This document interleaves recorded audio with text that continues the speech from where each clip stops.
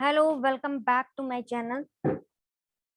आज हम बात करेंगे टीजीटी के बारे में। आप सभी लोगों को पता ही है कि टीजीटी की वैकेंसियां डिक्लेयर हो चुकी हैं और अब सिर्फ हमको क्या करना है, पढ़ना ही पढ़ना है। क्या करना है? पढ़ना ही पढ़ना है। तो शुरू करते हैं उसी में आगे। आपको स्क्रीन पे दिख रहा होगा कि आज हम बात करेंगे किसकी। आज हम बात करेंगे इंग्लिश लिटरेचर की। किसकी बात करेंगे? इंग्लिश लिटरेचर की। और इंग्लिश लिटरेचर में सबको पता है, इंग्लिश लिटरेचर में सबको पता है ना कि क्या आने वाला है। इंग्लिश लिटरेचर में सबको पता है क्या आने वाला है, बताइए। तो ये है इंग्लिश लिटरेचर।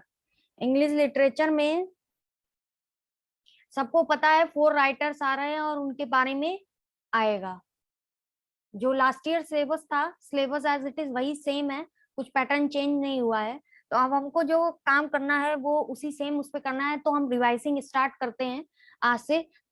तो आज हम पढ़ रहे हैं किसके बारे में? क्वेश्चन से देखकर पता चल गया होगा, आज हम पढ़ रहे हैं विलियम शेक्सपियर के बारे में। ठीक है, किसके बारे में पढ़ रहे हैं आज हम? विलियम शेक्सपियर के बारे में। तो चलिए फर्स्ट क्वेश्चन देखते हैं, ज्यादा टाइम ना जाया करते हुए फर्स्ट क्वेश्चन पे आते हैं और देखते हैं। हाँ, एक बात और बता दें कि ये जो टीजीटी 2022 से रिलेटेड जो भी टॉपिक इंग्लिश लिटरेचर में या इंग्लिश ग्रामर में जो भी टॉपिक ये यूट्यूब पर शेयर किए जाएंगे आपको, उसमें महत्वपूर्ण इंपॉर्टेंट पॉइंट्स लास्ट स्लाइड में आपसे डेली टू डेली शेयर किए जाएंगे और डेली टू डेली प्रैक्टिस कराई जाएगी। Daily to daily practice, daily to daily practice, जिससे कि अब की बार कोई चांस ना हो कि सिलेक्शन ना हो। तो चलिए यहाँ टाइम में लगाते हुए आते हैं अपने टॉपिक पे। सबसे पहला क्वेश्चन हम देखते हैं क्या कह रहा है। How many place did Shakespeare right? How many place did Shakespeare rights? कितने प्लेस शेक्सपियर ने लिखे थे? 37, 38, 27 and 58। How many place? 37 place Shakespeare rights. कितने प्ले लिखे थे शेक्सपियर ने? 37 प्लेस लिखे थे। अब इसकी डिटेल और इस क्वेश्चन की डिटेल के बारे में अभी हम लास्ट स्लाइड में पूरा थ्रू आउट शेक्सपियर के बारे में पढ़ेंगे। और मोस्टली लोगों ने ऐसे क्वेश्चंस पढ़ रखे होंगे। दिस इस वीडियो का प्लेटफॉर्म और इस चैनल का प्लेटफॉर्म ही यही है, only practice, only practice, only practice, that's it, nothing else. So come back on next question.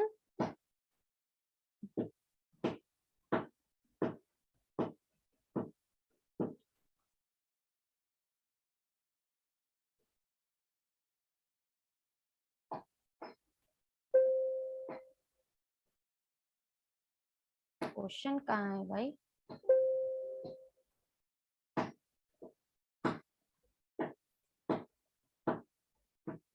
आते हैं हम अपने सेकंड क्वेश्चन में। सेकंड क्वेश्चन कह रहा है the phrases small Latin and, ये क्या एरर हो गई है? स्मॉल लैटिन एंड होगा यहाँ पर। Small Latin and less Greek is the refer to Shakespeare by. ये जो फ्रेज है small Latin and less Greek, ये किसने कहा था? ये शेक्सपियर को किसने कहा था? Small Latin and less Greek, small Latin and less Greek, ये शेक्सपियर के बारे में किसने बोला था? Samuel Johnson, Ben Jonson, Milton and long. Who has given this phrase to William Shakespeare? Right answer है हमारा बेन जॉनसन। किसने कहा था? बेन जॉनसन ने शेक्सपियर के बारे में कहा था small Latin and less Greek. Ben Jonson ने और भी बहुत कुछ इनके बारे में कहा है,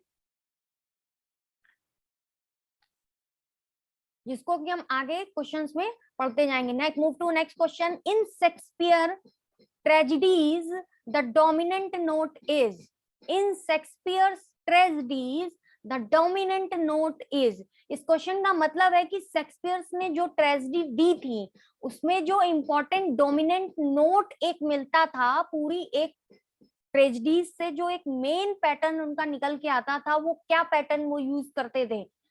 Destiny is character, regional is superior, and C character is destiny, and 4 each character has no role.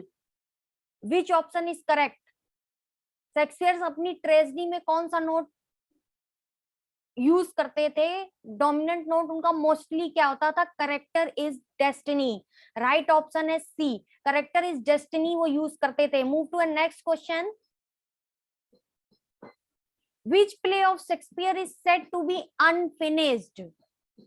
इनमें से शेक्सपियर का कौन सा प्ले अनफिनिश्ड कहा जाता है?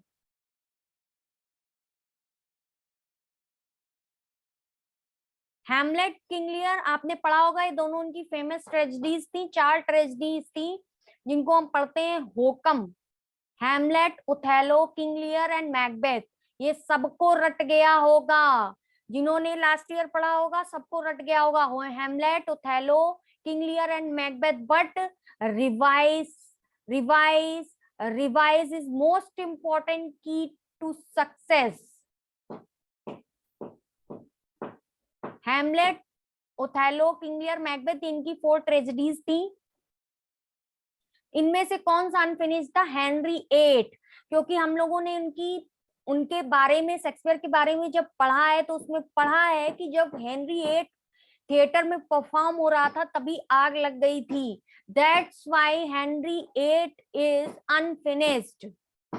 Right, move to next question. In world he is a universal poet, ये line he is a universal poet, this is the opinion of Long about, ये ओपिनियन किसका है? He is a universal poet, Long का, William J Long का ये personal opinion है। किसके बारे में? शेक्सपियर के बारे में, कि ही इज अ यूनिवर्सल पोएट। कौन था यूनिवर्सल पोएट? शेक्सपियर थे। और ये किसने कहा था? लॉन्ग ने कहा था।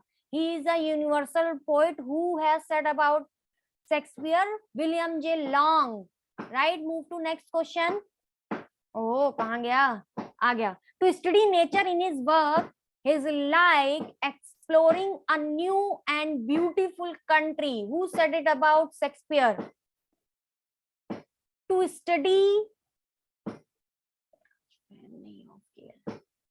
study nature in his work.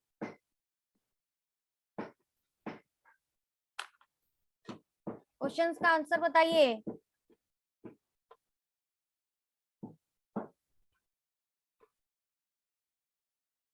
तो आते अपने 6 क्वेश्चन में। 6 क्वेश्चन हमारा क्या कह रहा है? 6 क्वेश्चन हमारा कह रहा है to study nature in his works is like exploring a new and beautiful country. ऐसा किसने कहा है शेक्सपियर के बारे में कि वो नेचर के बारे में, उनके जो वर्क थे उसमें किस चीज का एक्सप्लोर किया गया था? नेचर का एक्सप्लोर था। ब्यूटीफुल और नई कंट्री के बारे में एक्सप्लोर किया था उन्होंने अपने काम में। ऐसा कौन कहता है? William J long. किसने कहा है? विलियम जे लॉन्ग ने। विलियम जे लॉन्ग ने भी हमने पढ़ा क्या और क्या क्या कहा है? He is universal poet, universal poet कहा है। और क्या कहा है? To study nature in his work and exploring a new and beautiful country. Who has said it? William J. Long has said it about William Shakespeare. Now move to next question. Who published the first life of Shakespeare in 1709? कौन सा इनमें से ऐसा writer है 4 options में जिसने the first life of Shakespeare के बारे में बताया है? शेक्सपियर के बारे में बताया है, कौन है ऐसा वो फर्स्ट राइटर जिसने बताया है? Nicholas Rowe, Dowden, Condell and Heming. Who has said about in 1709 the first life of Shakespeare?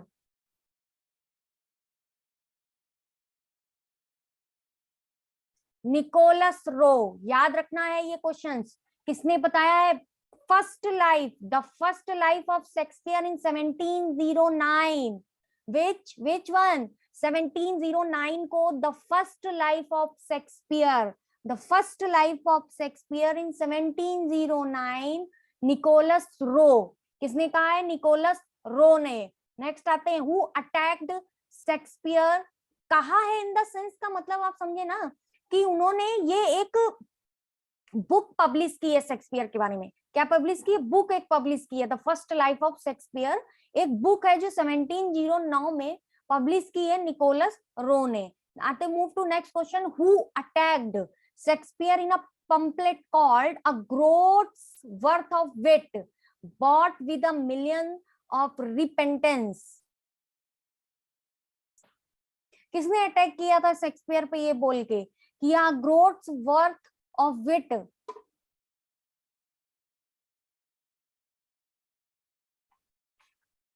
Robert Greene. और लास्ट ईयर क्वेश्चन एक रॉबर्ट ग्रीनी से रिलेटेड आया भी था, तो मोस्ट इंपॉर्टेंट रॉबर्ट ग्रीनी।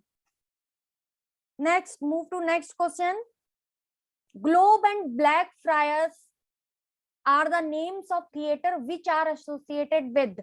ये ग्लोब थिएटर और ब्लैक फ्रायर्स थिएटर का नाम किससे संबंधित है? विलियम शेक्सपियर से। As you all know about it, Globe and Blackfriars जो थिएटर नेम है, it is related to William Shakespeare, as you all know about it. Move to next question, it is said that Henry VIII is a work of Fletcher. Henry VIII जो इनका work था, वो उसमें collaboration था। वो किसके बीच में collaboration था? दो लोगों के बीच में कोलेबरेशन था, एक थे फ्लेचर और दूसरे थे शेक्सपियर। दूसरे हमारे कौन थे? शेक्सपियर। तो हमको पता चल गया Henry VIII is a collaboration of Fletcher and Shakespeare.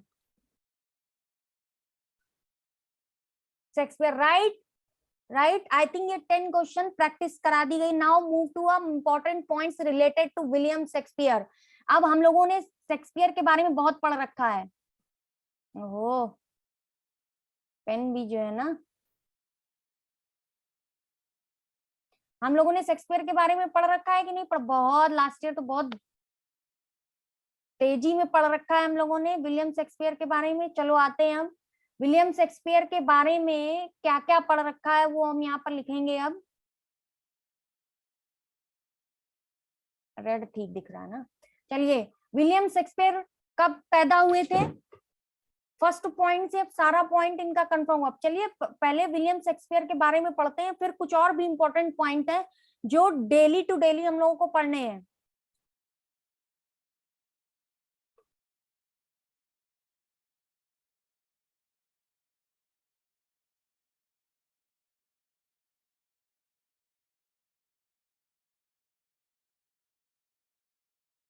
तो हम आते हैं शेक्सपियर के बारे में पढ़ने में। अच्छा, अब शेक्सपियर को पढ़ने के लिए क्या है कि पहले तो इनका आसान तरीका है कि शेक्सपियर को पढ़ने के लिए हमको क्या क्या पॉइंट्स ऐसे पढ़ने पड़ेंगे जिससे कि क्वेश्चंस आए। और एक स्ट्रेटजी होती है ना प्रॉपर पढ़ने की, उसके लिए हमको यही समझ में नहीं आता कि मतलब how to start exactly and which point will have to take it first, right? तो सबसे पहले हमको क्या पढ़ना है? सबसे पहले हमको पढ़ना है विलियम शेक्सपियर की लाइफ के बारे में। ठीक है, पहले पढ़ना है life of Shakespeare, right?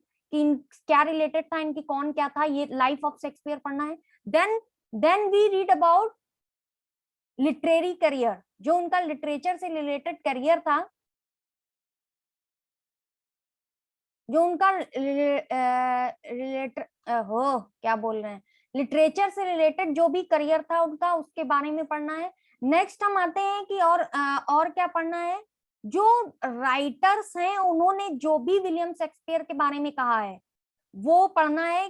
Writers ने जो भी विलियम शेक्सपियर के बारे में कहा है वो पढ़ना है। नेक्स्ट आता है जो इनके इम्पोर्टेंट प्ले है, ट्रेजेडीज है और कॉमेडी है, जो भी हमारे इम्पोर्टेंट हैं, सारे नहीं, इम्पोर्टेंट ओनली, उनके बारे में की पॉइंट्स, उनके बारे में जो भी हमारे क्या बोलते हैं कैरेक्टर्स हैं, जो भी उसमें प्लॉट कह रहे हैं, कहाँ से लिया, मतलब किस जगह से शुरुआत होती है उन प्ले की, इन ट्रेजेडीज की, और कौन कौन इसमें कैरेक्टर हैं, उनके नाम, दैट्स इट। मोस्टली 10 होंगे जो मोस्ट इंपॉर्टेंट होंगे, 10 या 11, और उनको ही बहुत अच्छे से पढ़ना है। नेक्स्ट आते हैं फिफ्थ में, सोर्सेस ऑफ द प्ले। जो उन्होंने play comedy, tragedy, historic play लिए हैं उसके सोर्स क्या हैं? तो मोस्टली शेक्सपियर जो है वो हॉलिन्स क्रॉनिकल्स एक सोर्स था जिसको बहुत बेहद इन्होंने पसंद किया था। Holinshed's Chronicles of England, Scotland and Ireland, ठीक है ना। हॉलिन्स क्रॉनिकल्स जो था, मतलब हॉलिन्स का क्रॉनिकल्स होता है जो टाइम चक्र होता है ना, काल क्रम बोलते हैं। तो जो हॉलिन्स का था, हॉलिन्स के जो भी क्रॉनिकल्स थे, ठीक है। हॉलिन्स क्या है? हॉलिन्स एक मतलब एक पुराने समय में एक ये लिखने वाले थे हॉलिन्स, ठीक है। उन्हीं से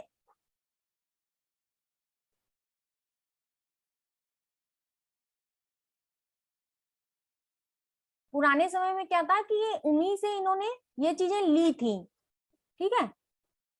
उन्हीं को इन्होंने पढ़ा, हॉलिन्स। आई होप आप समझ में आ रहा होगा। तो ये हॉलिन्स एक राइटर है, इनके ही क्रॉनिकल्स जो इन्होंने अपने समय में लिखे होंगे, उन्हीं को इन्होंने स्टडी किया शेक्सपियर ने, और फिर अपने प्ले में, अपनी ट्रेजेडी में, अपनी कॉमेडी में उसी के बारे में ही उन्होंने उससे रिलेटेड लिख दिया। तो हमको ये पढ़ना है कि जैसे मैकबेथ है, हैमलेट है, ओथेलो है, ये किस सोर्स से ली गई और किस सोर्स से लिखी गई, किस सोर्स से ली गई और किस सोर्स से लिखी गई। तो जो क्रॉनिकल्स थे वो मोस्टली इंग्लैंड के थे। आप लोगों को दिख रहा है कि नहीं दिख रहा है? मोस्टली इंग्लैंड के थे। कलर्स में प्रॉब्लम्स आ रहा हो तो ब्लैक कलर ले लेते हैं। चलिए, मोस्टली इंग्लैंड के थे और स्कॉटलैंड और क्या कहते हैं आयरलैंड से थे। और एक एक सोर्सेस मोस्टली इससे मिलते हैं, और एक ये प्लूटार्क जो थे उनकी लाइफ से ज्यादा इन्फ्लुएंस है। प्लूटार्क फेमस लाइफ, इटली के थे ये, इटालियन इटालियन पोइट थे ये प्लूटार्क, इटालियन पोइट थे प्लूटार्क। तो ये इनसे मोस्टली इन्फ्लुएंस थे। जो भी इनके सोर्सेस, जो भी इनके प्ले और जो भी इनकी ट्रेजेडी, जो भी कॉमेडी और जो भी हिस्टोरिकल प्ले मिलते हैं, mostly it is related to Holinshed Chronicle and then second Plutarch Lives, right. I hope आप सबको ये चीज पूरी की पूरी तरह क्लियर हो गई होगी। Now come back on important point, right. चलिए,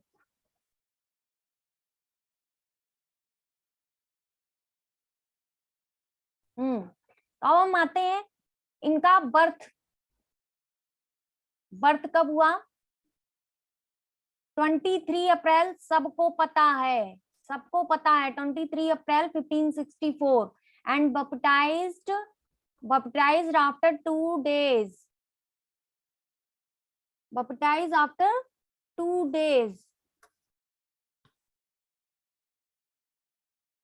इनके बारे में एक्चुअली क्या है कि कोई भी राइटर किसी भी चीज के बारे में श्योर नहीं है कि ये सर्टेन है, बट किसी ना किसी बहुत कम ऐसे रिसोर्स हैं जो बताते हैं, बहुत कम, कि ये चीजें हैं। तो बप्टाइज्ड हुए 26 अप्रैल को, 26 अप्रैल 1564 को। और इनका जन्म हुआ कहाँ था? तो ये ध्यान रखना है, बर्थ हुआ 23 April 1564, baptised 26 April 1564। No confusion. Suppose that अपने आप से कल्पना कर लिया कीजिए कि जैसे मेरा जन्म हुआ 23 अप्रैल को और उसके 2 दिन बाद हमारा नामकरण हो गया 26 अप्रैल, ठीक है। और इनका जन्म हुआ Stratford upon Avon. As you all know about it कि which place has born Stratford upon Avon, ये एक रिवर का नाम था, ठीक है। ये हो गया।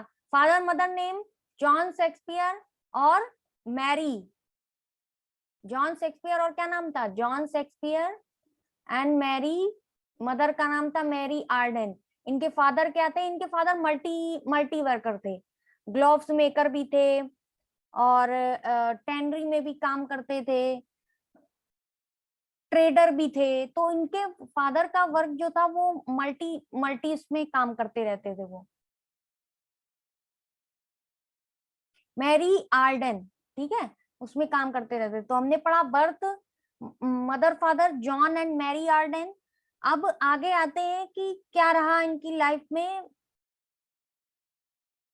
इनके आगे बढ़ते हैं, इनके इसमें कहा जाता है कि इन्होंने कई सारे जो है इनके, कभी कभी मान लीजिए पूछ दिया जाए कि इन्होंने लास्ट ईयर्स इनके कौन से कहे जाते हैं, तो जो मोस्टली राइटर्स होते हैं अपने कुछ ईयर्स गैप दे देते हैं अपने काम को, या बिल्कुल अंडरग्राउंड हो जाते हैं, वी कैन से अंडरग्राउंड हो जाते हैं, या काम नहीं करते हैं, इंडस्ट्री में नहीं दिखते हैं, वो ईयर मोस्टली कह दिया जाता है लॉस्ट ईयर्स है, लॉस्ट ईयर। तो इनके जो लॉस्ट ईयर्स पता चलते हैं वो है, दो लॉस्ट ईयर मोस्टली कह जाते हैं, 1578 टू 1822।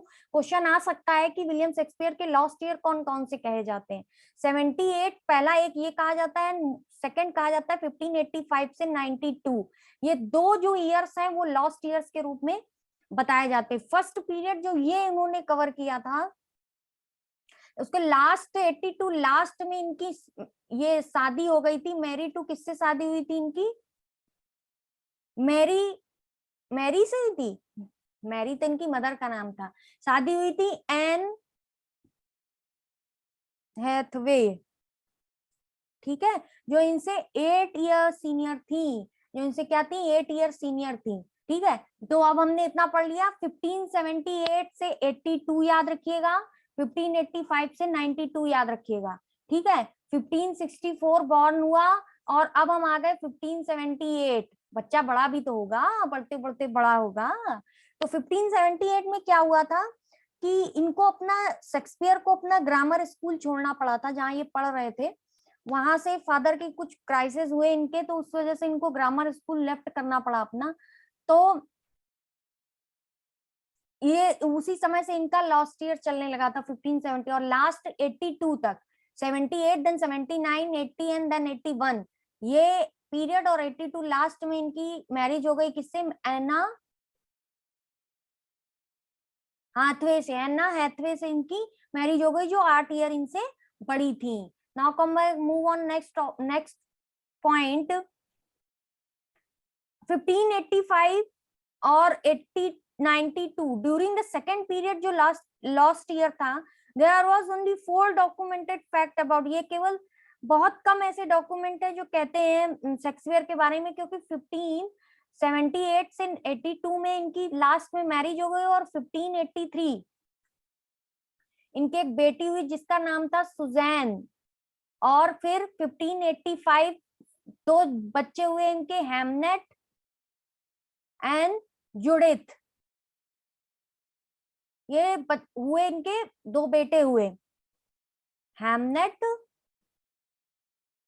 एंड जुडिथ, और 1583। तो अब हमको इतना पता चल गया, 1564 बॉर्न हुआ था, 1578 में ग्रामर स्कूल लेफ्ट करना पड़ा था, ठीक है। और ये समय तो बीच में बच्चों का खेलने का होता है, शेक्सपियर भी बच्चे थे, कभी खेल रहे थे। और जो इम्पोर्टेंट है वही पॉइंट्स आपको केवल माइंड में रखने हैं। तो 1578 और 82, गॉट माई पॉइंट। 82 लास्ट में इनकी मैरिज हो गई, किससे हुई, जो 8 साल इनसे बड़ी थी, एनी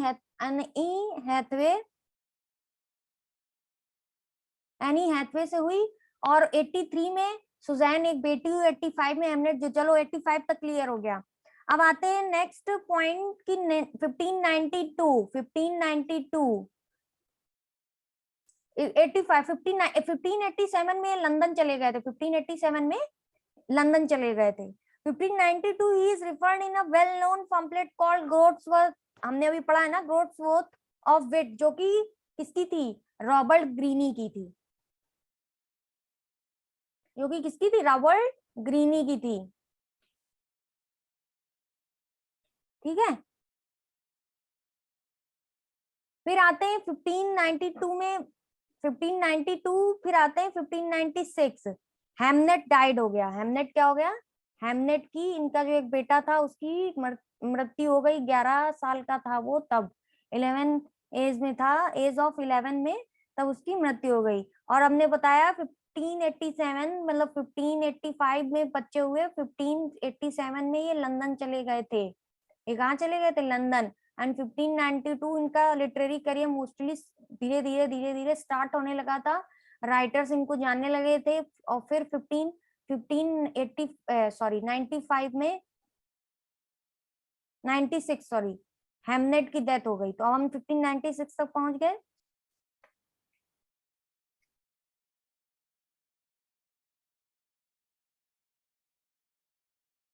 1596 तक पहुंच गए।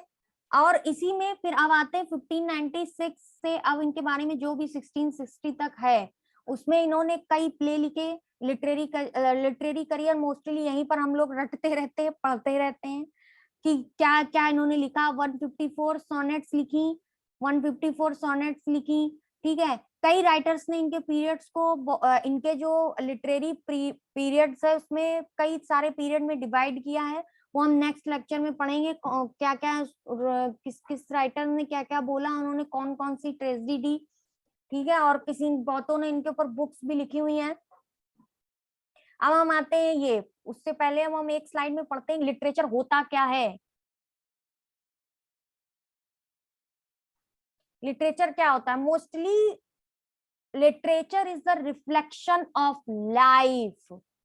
याद रखिए, ये लिटरेचर में जो आप जो कुछ भी पढ़ते हैं वो किसी की लाइफ का एक रिफ्लेक्शन है, किसी की लाइफ का एक रिफ्लेक्शन है। तो सिंपल वर्ड्स में literature is the reflection of life. कोई भी सब्जेक्ट कभी भी पढ़ना स्टार्ट करते हो तो why you are reading that subject, why, और उस सब्जेक्ट का क्या मतलब है। That's why I am telling you what is literature. Literature is reflection of life. Literature में क्या होता है, जो भी राइटर्स होते हैं हमारे, वो या तो उस समय समाज जिस समय के वो होते हैं, जैसे मान लीजिए वो 90s में 1991 या 1992 के बारे में लिख रहे हैं, तो या तो वो सामाजिक रूप से समाज के विषय में जो चीजें चल रही होती हैं सराउंडिंग में, उनके विषय में लिखते हैं अपने विचारों से। ठीक है। या तो फैमिली लाइफ से रिलेटेड होते हैं, उनके विचारों में लिखते हैं। वो क्राइटेरिया हम लोग अलग अलग डिवाइड कर देते हैं। तो मोस्टली लिटरेचर होती क्या है? रिफ्लेक्शन ऑफ लाइफ, एक लाइफ का रिफ्लेक्शन कही जाती है। और इट मिरर्स, जैसा कि हमने बताया, it mirrors of the society in which it is generated. The word literature comes from the Latin word litterae. ये लिटरेचर वर्ड आया किससे है? लैटिन वर्ड से। लैटिन का कौन सा वर्ड है? LITER। Literature word Latin word कौन सा है? लैटिन वर्ड के बताते हैं कौन सा है, इरेज करके। तो ये भी पता होना चाहिए कि लिटरेचर वर्ड किस रूट का है। लैटिन रूट वर्ड का है। Latin root word LITERI। ये लिटरेरुरा, ठीक है ना, लिटरेरुआ। मीनिंग क्या होता है? इसका मीनिंग होता है writing organised with letters. Writing organised with letters, मतलब लिटरेचर जो है वो लेटर्स को ऑर्गेनाइज्ड करके लिखने का एक तरीका है। राइट, यही तो बता रहा है। लिटरेचर शब्द लैटिन वर्ड से आया है। लैटिन वर्ड हमने लिखा, लिटरेरिया एक लैटिन वर्ड है, उससे आया, और जिसका मतलब होता है writing organised with literature, sorry letters. Writing organised with letters, उसको हम कहते हैं लिटरेचर। अब हम आते हैं कि ये आगे कैसे बढ़ता है। चीजें धीरे स्टेप बाय स्टेप बढ़ती है ना, कैसे हम लोग पढ़ने लगते हैं प्रोज पोएट्री ड्रामा। तो ये लिटरेचर को जो लेटर्स ऑर्गेनाइज करते हैं, हम लोग लिखते हैं जिन लेटर्स में लिटरेचर को, वो लिटरेचर क्या करते हैं, हम उसको 3 भागों में डिवाइड कर देते हैं। एक पोएट्री, एक डिवाइड करते हैं प्रोज में, एक डिवाइड करते हैं ड्रामा में। तो अब हम समझ गए कि लिटरेचर कहाँ से आया, लिटरेचर का मतलब क्या होता है, और लिटरेचर में हम राइटिंग जो ऑर्गेनाइज करते हैं लेटर्स में, वो उससे हम क्या क्या लिख सकते हैं, पोएट्री लिख सकते हैं, प्रोज लिख सकते हैं, ड्रामा लिख सकते हैं। ठीक है, तो अब हमने पढ़ा कि लिटरेचर की ये टाइप्स हैं, प्रोज, पोएट्री और drama. Move to next slide.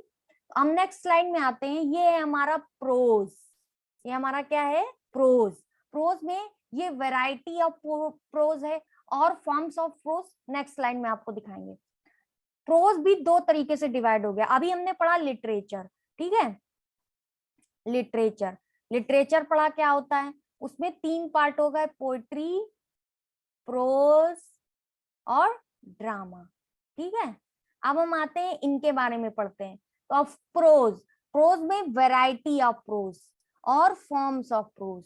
तो पहले वैरायटी ऑफ प्रोज क्या होती है, डिस्क्रिप्टिव प्रोज, एक्सपोजिटरी प्रोज और नरेटिव प्रोज। इन सब का मतलब इनके नाम से ही पता चलता है। डिस्क्रिप्टिव प्रोज, जैसा कि नाम से पता चल रहा है, डिस्क्राइब करना, किसी भी चीज को, किसी भी कोई भी राइटिंग आप लिखने जा रहे हैं, उस चीज को प्रॉपर डिस्क्राइब करके लिखना।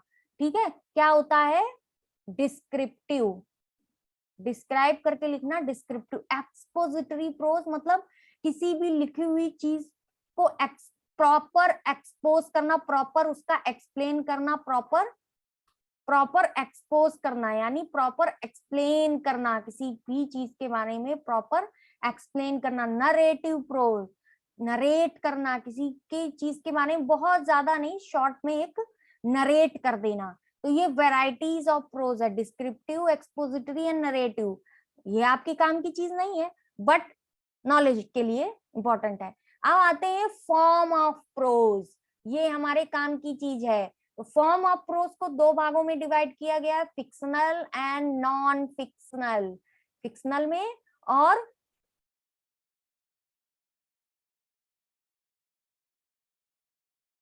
नॉन फिक्शनल में। किसमें डिवाइड किया गया है, फिक्शनल में और नॉन फिक्शनल में। ठीक है, तो ये समझ में आ गया। अब फिक्शनल में आता क्या क्या है, लास्ट ईयर क्वेश्चन आया था,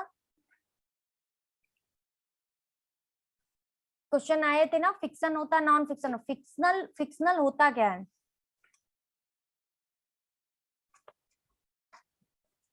फिक्शनल होता है जो भी हमारी रियलिटी बेस्ड इवेंट नहीं होते हैं, मतलब जो रियलिटी नहीं होती है वो फिक्शन में दिखाया जाता है। जो हमारी रियलिटी बेस्ड इवेंट नहीं है, मतलब उनमें रियलिटी नहीं है, वो हमारे दिखाए जाते हैं किसमें, फिक्शनल में। जिनमें क्या है, जो फिक्शन, क्या बोला जाता है कि fiction is any narrative which does not contain facts और रियल इवेंट्स। इसमें फैक्ट्स और जो रियल इवेंट्स होते हैं, फैक्ट्स और जो रियल इवेंट्स होते हैं वो क्या होते हैं, वो इमेजिनेशन होता है, total based on imagination, total based on imagination. ठीक है, इमेजिनेशन पे बेस्ड होता है। सब कुछ आपने पढ़ रखा है, एक बार इसको क्लियर कर लीजिए ये सुन के कि fictional is related to imagination, that's it. जो भी उसमें फैक्ट, जो भी रियल इवेंट, जो भी इवेंट होते हैं, रियल इवेंट नहीं, जो भी इवेंट होते हैं वो टोटली बेस्ड होते हैं, एक कल्पना मात्र पे बेस्ड होते हैं, वो रियल नहीं होते हैं, कल्पना होती है, इमेजिनेशन होते हैं, उनको फिक्शनल कहा जाता है। और उसमें 2 होते हैं, शॉर्ट स्टोरी और नॉवेल। नॉवेल हमारे फिक्शनल होते हैं, totally based on imagination, totally based on imagination. और यही हमारा होता है शॉर्ट स्टोरी भी, टोटली बेस्ड ऑन इमेजिनेशन। अब आता है नॉन फिक्शनल। अभी हमने पढ़ा फिक्शन, अभी हमने क्या पढ़ा, फिक्शन। फिक्शन क्या होता है, टोटली इमेजिनेशन। इमेजिनेशन में कौन से इनमें से 2 होते हैं, पहला होता है नॉवेल एंड दूसरा होता है शॉर्ट स्टोरी, दूसरा होता है शॉर्ट स्टोरी। ठीक है, अब नॉन फिक्शनल, नॉन फिक्शनल में diary, essay, speech, travelogue, letter, biography, autobiography, memoir, biography और ऑटोबायोग्राफी से लास्ट ईयर क्वेश्चन बहुत सारे आए थे। बायोग्राफी के तो कई सारे, ऑटोबायोग्राफी किसे कहते हैं यही से रिलेटेड क्वेश्चन थे। उनमें एक ऑप्शन ये भी दे सकता है कि ये नॉन फिक्शनल थे या फिक्शन थे, इट इज अ फिक्शन या it is a non fiction, तो it is a non fiction. Biography क्या होती है, किसी के जीवन के बारे में बताती है, तो वो रियल होता है, लाइफ के बारे में बताते तो रियल होते हैं। तो नॉन फिक्शनल क्या होते हैं, रियलिटी होती है, मतलब रियल बेस्ड इवेंट दिखाए जाते हैं, रियल बेस्ड इवेंट लिखे होते हैं, real based show, real based event, sorry show नहीं, राइट।